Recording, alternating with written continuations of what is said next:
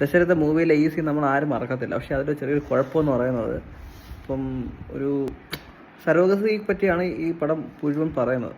പക്ഷെ അതിലെ വലിയൊരു പാർട്ടെന്ന് പറയുന്നത്, ഒരു പാര എന്ന് പറയുന്നത്, ഈ സരോഗസി ചെയ്ത മദർ എന്ന് വെച്ചാൽ ആരാണോ ഈ പ്രഗ്നൻ്റ് ആവുന്നത് അവർക്ക് ഈ കുഞ്ഞിന് മേലെ യാതൊരു വിധത്തിലുള്ള അധികാരമോ ഒന്നുമില്ല.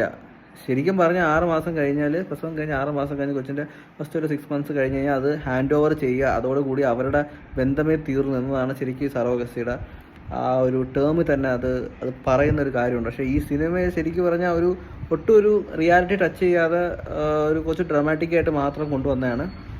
ശരിക്കും ഇങ്ങനെ സംഭവിക്കുന്നുണ്ടോ എന്ന് അറിയത്തില്ല. കാരണം ഒരു അമ്മ പ്രഗ്നൻ്റ് ആയ ആ കൊച്ചിനെ ഇങ്ങനെ ഒരാൾക്ക് കൊടുത്തിട്ട് പോകുക എന്ന് പറയുന്നത്